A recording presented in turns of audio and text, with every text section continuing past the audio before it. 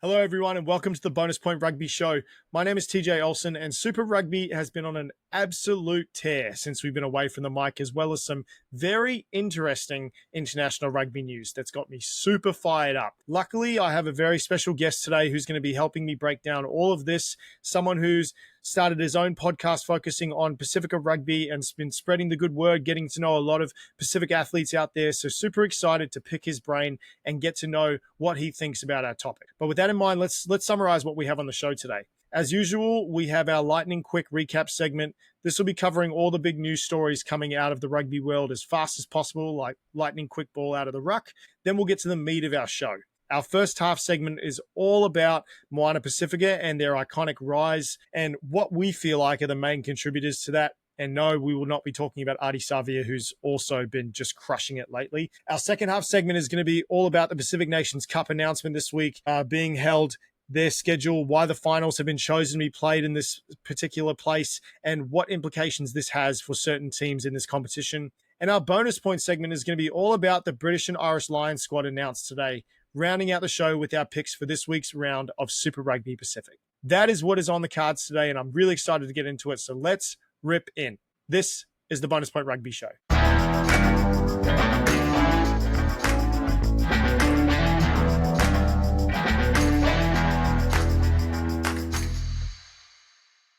All right, now before we get to our lightning quick recap, we have a very special guest joining us today, and I feel like it's very fitting we have this guy on our podcast because it is a lot of Pacifica topics we have to talk about today. So he is the host of the Dua Moana Pasifika show, podcast show. Please welcome Jeremy Lardner. Welcome to the show, Jeremy. How you doing? Oh, TJ, thank you so much for having me. It's a real privilege to be on here. So I'm just very grateful to have the time on the. Vice versa, man. It's really exciting to have you on the podcast, and we have plenty of stuff to talk about today. But I'm really excited to hear about your thoughts about your podcast, Dua Moana. And can you tell us a little bit about your show and what made you start this? Yeah, thank you. So the Dua Moana podcast it's a rugby podcast, really focusing on the Pacifica sort of side of rugby. So very obviously lately it's been very focused on the Fijian Drua and the and Moana Pasifika, of course. But just anything sort of Pacifica focused.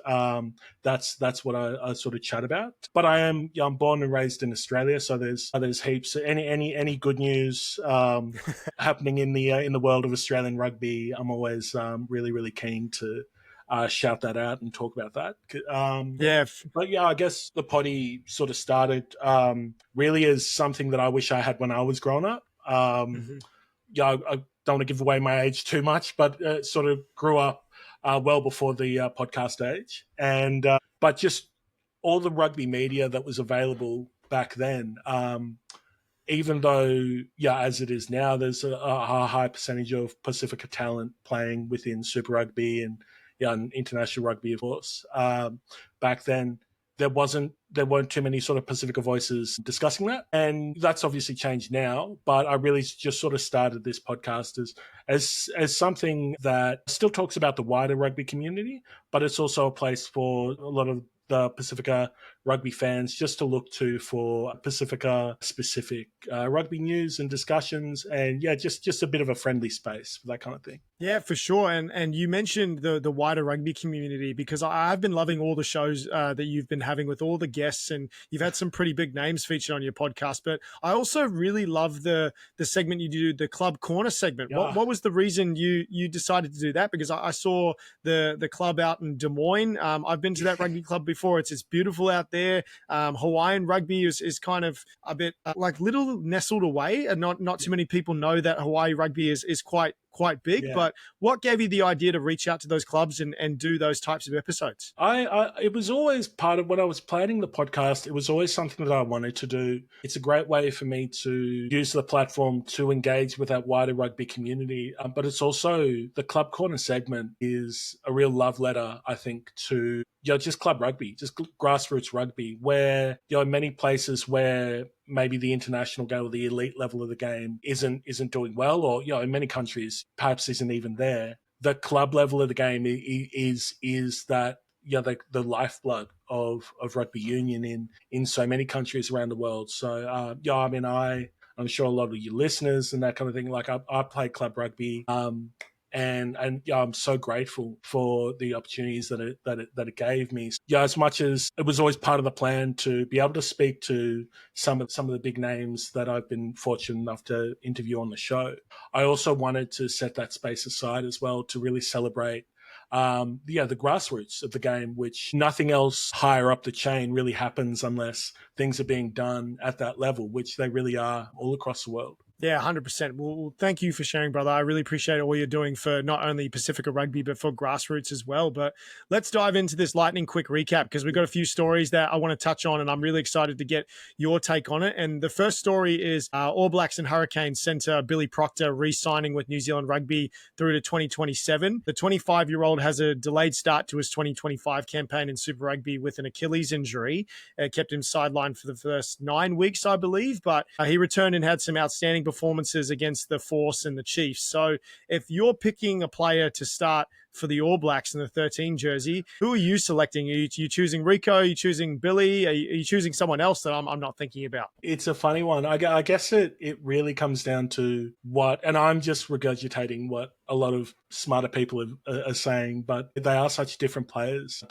Rico and Billy. So Billy's very much that sort of game reader, both in attack and defense, and a wonderful distributor of the ball who really sort of frees up those outside backs. Whereas Rico's that primarily an attacking threat, right? He's so big, he's so fast, he can run around. You can probably run through most centers in the game as well. So and he's fantastic in defense as well. He doesn't miss too many tackles. So it's really sort of, from my perspective, what do you want from your inside?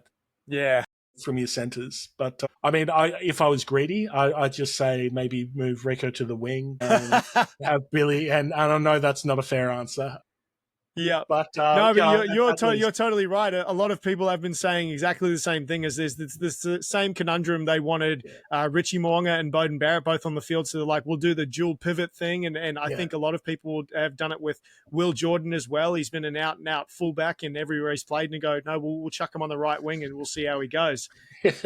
Yeah, I think if there are too many reasons you have to select Billy, although I do really like Rico and what he's provided to the game. I think now's the perfect time to push him into that 13 jersey. But I do agree with you. It does all come down to who you're pairing him with in the centers. If Geordie Barrett's coming back and he's eligible for the All Blacks games, I think that'll be a very interesting pairing. But yeah, I got to see Billy play against Fiji live in his debut down in San Diego. I think he's the second coming. So I'm really excited for that. But second story, we've got a story from you. Which topic have you want to talk about today? Yeah, so really, really exciting news last week in the rugby world was the Wallaroos travelling to Fiji to play the Fijiana in Suva for the first time. First time that those two teams have met in Fiji. And perhaps not the most competitive game of rugby. The visitors, the Wallaroos, came away heavy winners. Well deserved though. They played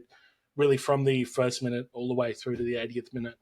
So that was a 43-7 win for the Wallaroos. But I think what was really great about that game, not only the match itself, but also the lead up. The Wallaroos travelled over to Fiji quite early on. They gave themselves a lot of time in Fiji to acclimatise. But while they were there, and I think it's very much in the DNA of that team, they did a lot of community work while they were in Fiji. They were visiting schools, visiting villages, really taking that time out, that really valuable preparation time out to immerse themselves and sort of just do a lot of those that extra work, that extra piece that I know was so important to the people who were able to come into contact with that team. A lot of their training sessions were just done sort of on an open oval, which was sort of free view to the public. So they made themselves accessible for the whole time there. I know that Rugby Australia themselves, Phil Waugh and a few more of his higher-ups from Rugby Australia spent time in Fiji as well. So they travelled over, met with the Prime Minister and just sort of discussed the place that, I guess, the sort of fairly unique place that rugby union has in the partnership between the two countries, Australia and Fiji. So it was just really positive, I think, from go to finish. From the moment they touched down, the Wallaroos really sort of didn't put a foot wrong. They were fantastic guests. Obviously played a fantastic match, and it was just a fantastic occasion. And, while I would have loved to have seen Fijiana sort of be able to put up more of a fight. I mean, it's 6th place in the world versus 16th place in the world. So you do expect those scorelines. But no, it's just really, really positive, I think. Yeah, I think you're doing it tough regardless of what you do if you're Fiji. But I think that's amazing. I think you talk about all the time they take out to immerse themselves in the community and all the opportunities that some of those kids in Fiji would never get again. Like you obviously have the Fijian and Drua over there and they're a regular team, but they're not playing all the time in Fiji. They're playing all across the Pacific Rim and areas like that. And I think another thing is that the Wallaroos and a lot of other women's international teams, they don't have a very big build-up to their campaign. So taking that time out to immerse themselves in the community and do those types of things, that's really big on their part. I think that's amazing for Rugby Australia to go there. I think, you mentioned that it wasn't really a big battle between the two teams, but I really did like what Fiji did in the first quarter of the match. They were really physical. They made some good decisions in their phase play,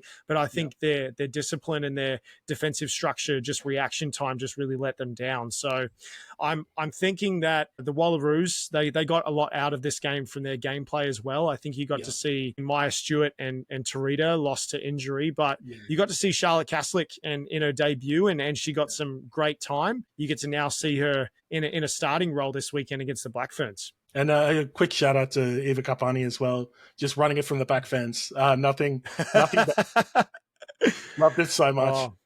Yeah, I think what I'm looking forward to the most is that you've got a Caitlin Volacolo and the young superstar Braxton Sorensen McGee from the Black Ferns. They're both going up against Charlotte Caslick on the right wing. So I think that's going to be outstanding to watch. Some of the best women's rugby players to suit up. That'll be awesome. But okay, cool. Well, the last story that we have that we want to talk about today is the Super Rugby Pacific could potentially expand to the west coast of the United States. Reports have been revealed that World Rugby Chairman Brett Robinson and CEO Alan Gilpin met with officials in LA about the proposal, and New Zealand Rugby CEO Mark Robinson also confirmed discussions were taking place and they were very open-minded to seeing whether any US involvement in Super Rugby could work. So I have pretty reserved and mixed feelings about this decision on Super Rugby's behalf, but I want to hear your opinion. What do you think about this, if this could potentially go ahead? I think if they can make it work, it's great. I think the US is probably one of the more realistic sort of next growth markets for the game. Whether that happens through Super Rugby or through some other competition, they're probably ready for another step for those players. They've got obviously really vibrant club scene. They've got the MLR as well, which those players feed into, and then maybe they probably do need that next tier just to sit in between the MLR and the international game, just so the players coming into that Eagles space are a little bit more battle hardened. Yeah, it's just logistics, really, isn't it? I mean, there's every reason to do it. The only reasons not to do it are probably the travel time. I mean, even people traveling to Perth and Fiji, that takes a real toll, doesn't it? And then, well, even if they base them in Hawaii, that's a 9-hour flight. And Hawaii, I mean, there's logistical issues there as well. So I'd love to see it happen, but just whether or not they can make it work, I'm really interested to see the ideas that they've got floating around there. Yeah, I agree. I definitely think there is a potential for an upside. Like you'd be stupid to not think that there is an upside. I think especially with how big and sports crazy the US is and basing it on the West Coast, it is. But me personally, I think it's the wrong move from Super Rugby, just based on, I think, from recent events. Like I think if you're thinking about this in 5 to 10 years, then maybe to kind of capitalize on the 2031 World Cup or something like that. But I think you've got an issue. Like you mentioned the MLR, it is basically a competition that is in between Shoot Shield and Super Rugby / NPC. It's kind of in between that area. But I think we just lost the Melbourne Rebels from financial hardship. I think that's one thing that we should avoid chopping and changing and adding another team in now. You mentioned the time zones as well. I think if we're looking to add a team, potentially maybe adding in like a South African team or even a Japanese team that could jump in. And I think just the travel costs is my biggest issue. I think you've seen numerous stories about Fiji struggling with travel and costs to compete in the competition. And the last place you want to be is in sitting there and going, Fiji have now left the competition because they can't afford to remain in it because they have to make these big travels, whether they're able to find sponsors or there's like, I guess, profit sharing margins within the system. I think what we need to do is just focus on growing the game, because at the moment I feel like the product is really strong right now. And I think we should capitalize on that and just let the MLR do its thing. And then maybe we could have like a joint tournament, like a European championship or something like that includes certain teams. But yeah, it's very tempting to look at it and go, oh, it'd be awesome to have like a Super Rugby team come from LA or Hawaii or something like that. Oh, it'd be awesome. Okay, well, that's it for our lightning quick rugby segment. So let's dive into our first half segment and let's chat all about Moana Pasifika. They have skyrocketed into playoff contention during the season. So before we dive into that topic, I want to get a pulse on what you think Super Rugby is looking like as a whole, because personally, I love Super Rugby and how it's looking at the moment. I love what they're doing with the fantasy. I love what they're doing with the tipping comp. I love the competitiveness.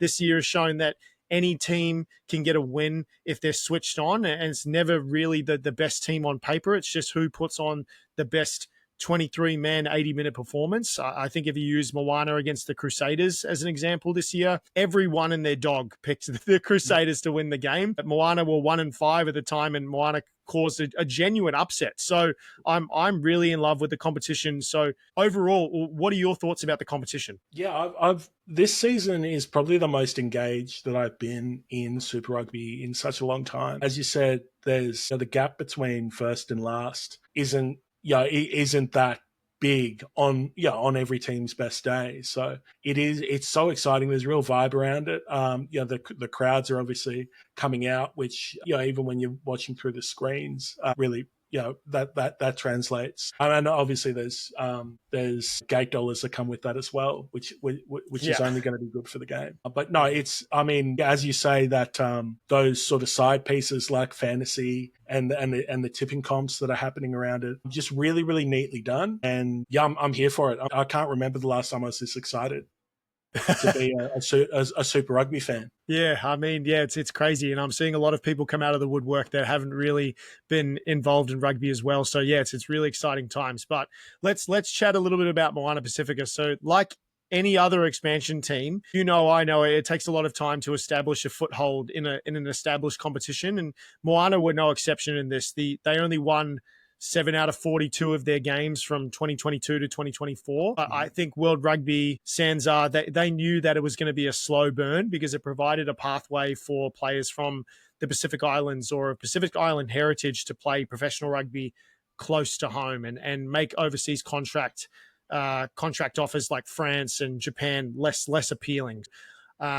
I think it's pretty exciting that the team now has secured their 5th victory in a row in 2025, just beating the Highlanders and put them into playoff contentions.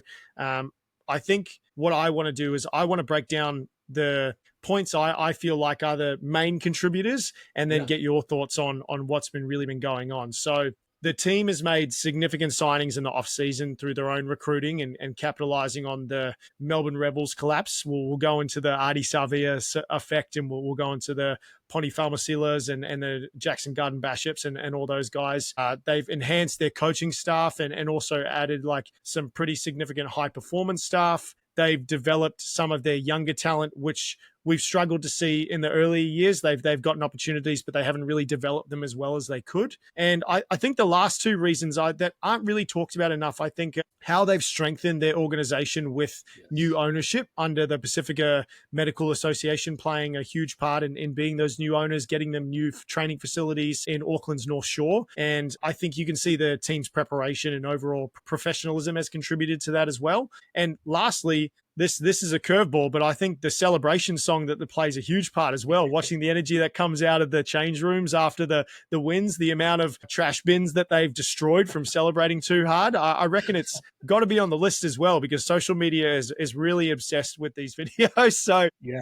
I think those are all the key pieces that have led to this meteoric success this season. So I want to hear your thoughts about what you feel like is the main contributor. Like, what's that big point that you just can't steer away from that says that's the reason why they've been so successful? Yeah, I think, I mean, everything that you just touched on there. I think obviously Artie coming in, everyone that you speak to from that organization, from the front office through to the playing squad, they all talk about, not just, he's an incredible player, that goes without saying, but the leadership that he brings off the field, the time that he puts in off the field just to sort of help those around him. I think that you can't sort of put enough of a value on that. But just some of the other signings as well, like you touched on Jackson there, and Pat Pellegrini's come in as well.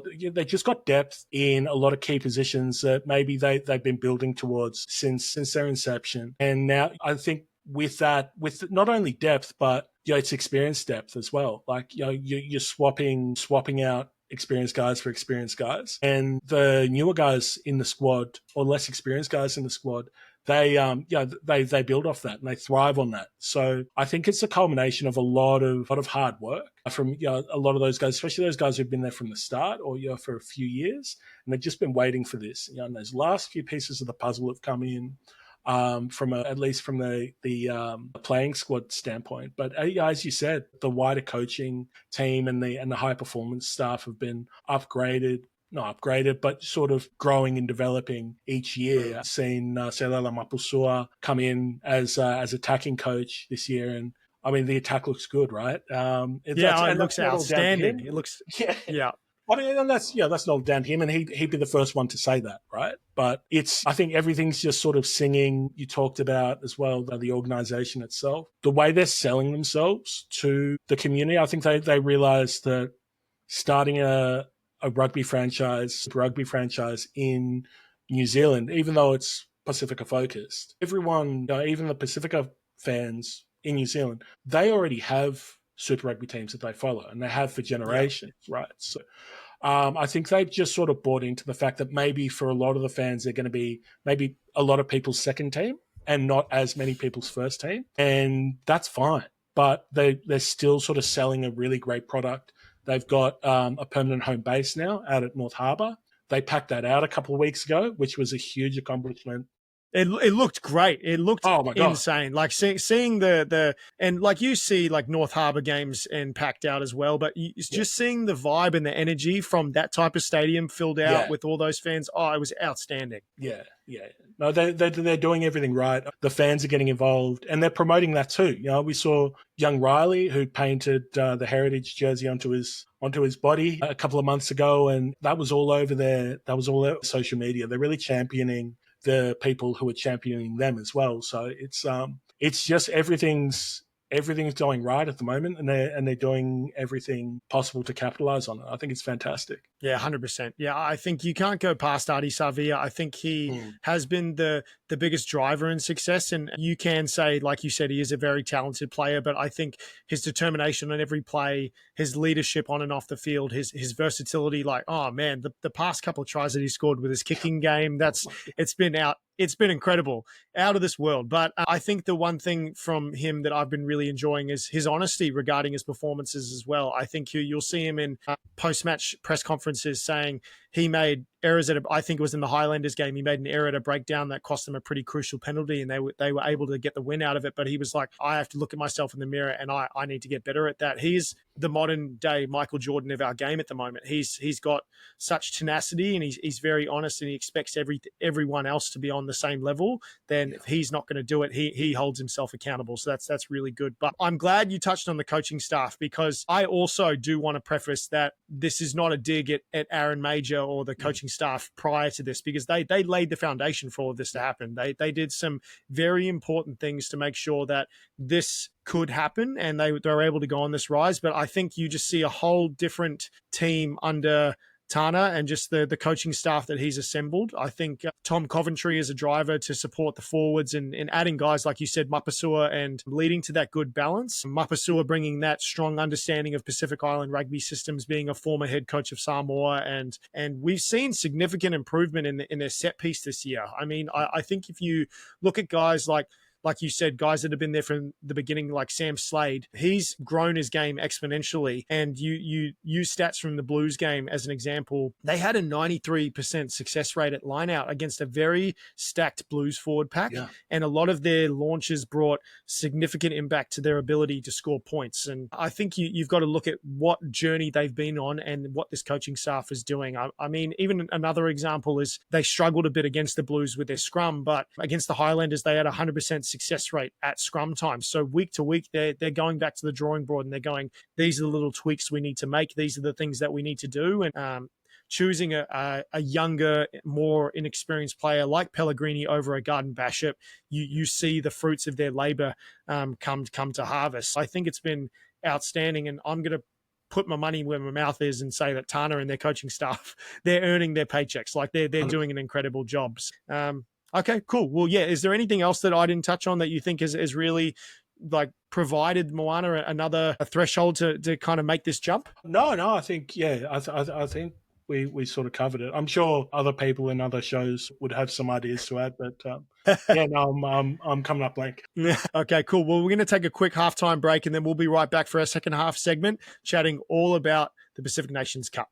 Be right back. Okay, let's dive into our second half segment that's going to be all about the Pacific Nations Cup. It was announced this week that the PNC finals are being held in the US for the first time due to several strategic reasons aimed at enhancing the growth and visibility of rugby in North America. World Rugby has identified that the US as a pivotal market in the sport's global expansion. Think this is the first step to engage American audiences and build momentum for future events like the Men's World Cup in 2031 and the Women's World Cup in 2033. So we'll see matches kick off in Canada, Tonga, and a couple of games will be in Fiji, New Zealand, and then bring it to US in Sacramento, which I think is a great decision. Then semifinals to be held in Denver, with the tournament rounding out the finals in Utah.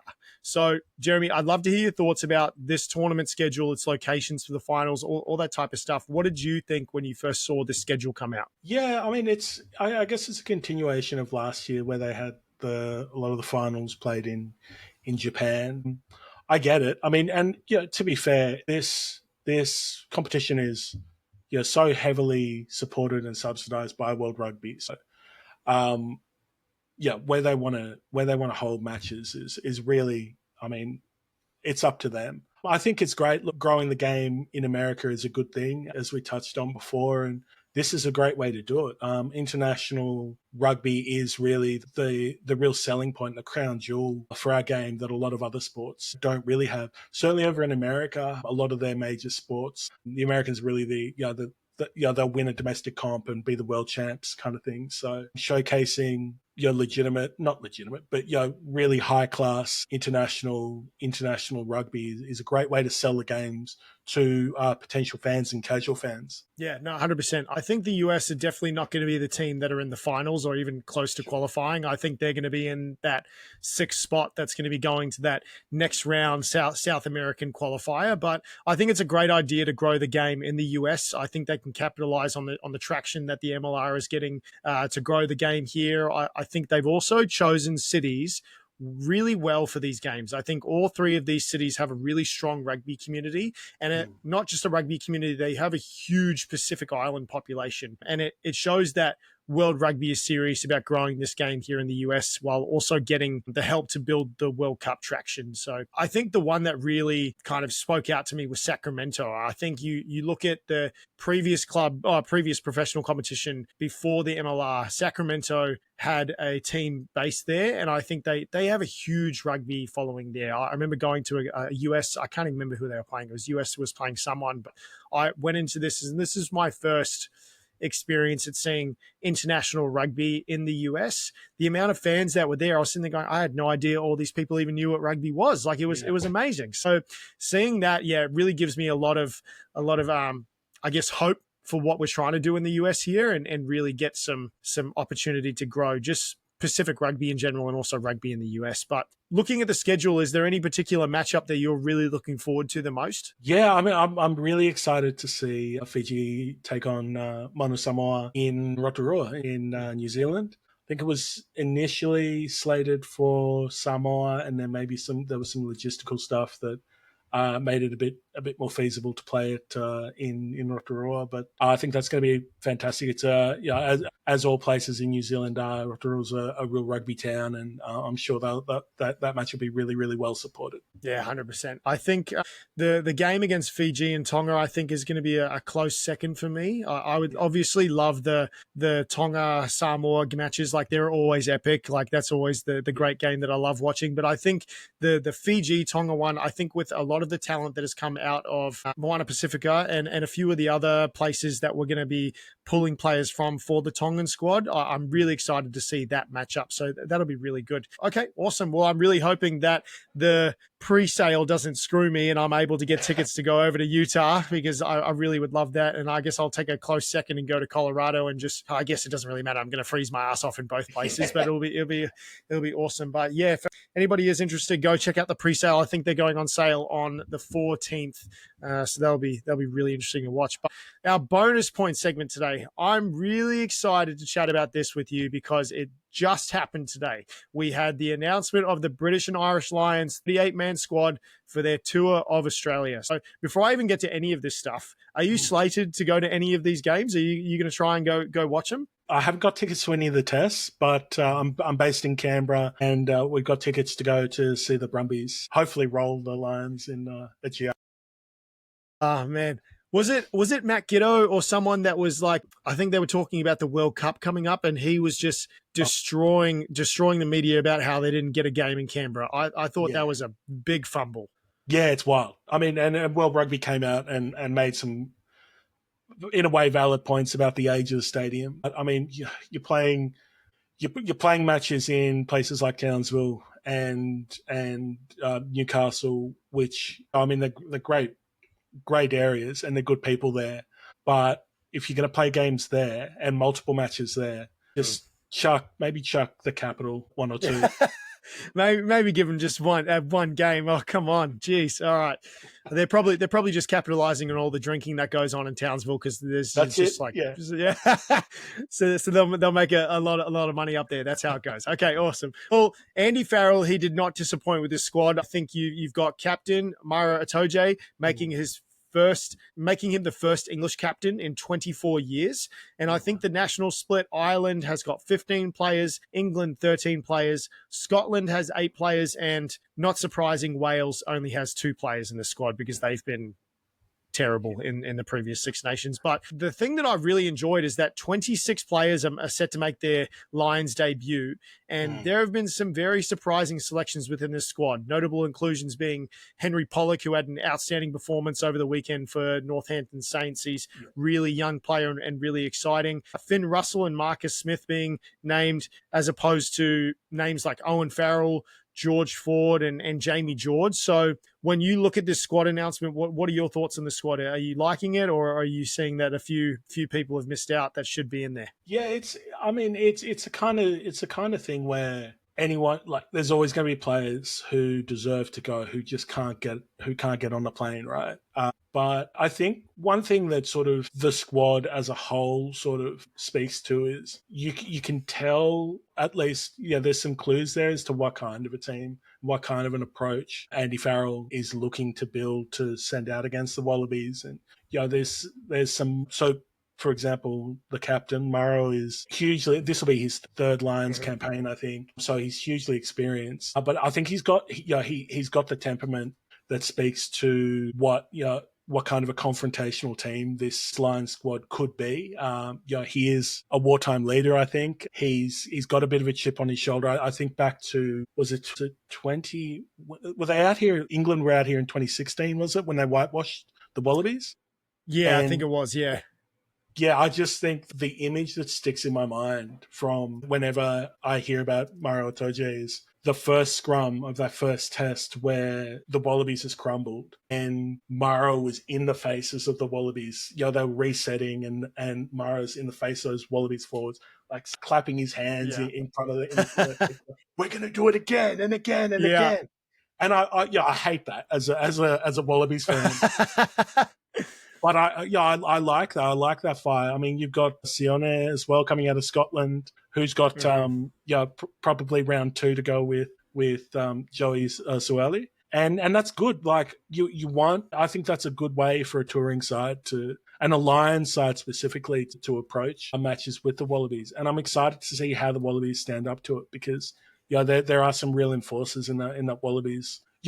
Possible Wallabies squad who I think won't take a backward step, and it's going to lead to some really, really great moments and great matches. Yeah. No, I'm really excited for this squad as well. I think the inclusion of guys like James Lowe and Jamison Gibson Park and Bundy Aki, I'm really excited for some Kiwis to be involved in that squad. And I think he's chosen a really strong attacking side, but I think we can get probably an Irish rush D style team that can really just focus in and be really disrupting for the Wallabies. Are there any players for the Wallabies that you're really excited to see potential matchups against for these Lions teams? Like, is there, I know Joseph Suaalii is probably one of the guys that you're excited to watch play, but is there a certain guy that you're excited to watch him go up against, or certain pairings that you're excited to see? Yeah, I mean, it's funny. I mean, the thing about the Aussie sides in Super Rugby this year is they've all performed so well, so there's so much competition there. I think within the forwards, I'm really excited to see sort of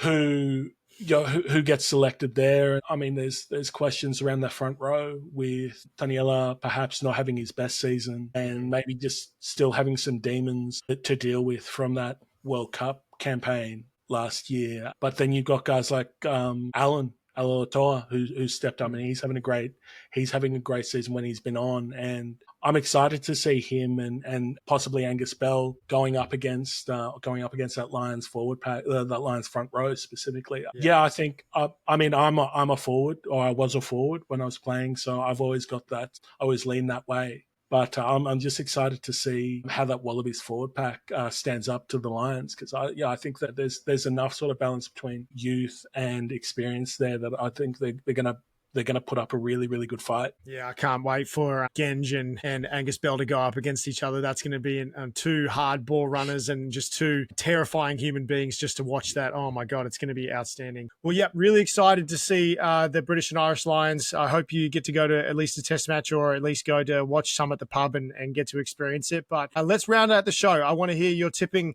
choices for this week of Super Rugby Pacific, because we've got some really exciting matches ahead of us. So first match, we've got the Fijian and Drua playing the Blues this week. Who have you got winning that one? Look, I'm probably tipping against the bookies here, but I'm going to go with the home team and follow my heart and hope that the Drua get it done at home. No, I agree with you. I think the Blues have been very inconsistent this year, so I think tipping the Fiji at home, like you've seen them time and time again, down the Crusaders, down my Chiefs. Early in the season, I think if anybody can do it at this point of the season, the Fijians boys can do it. So let's hopefully they can get it done and we can keep the Blues out of Super Rugby Pacific. I would love that.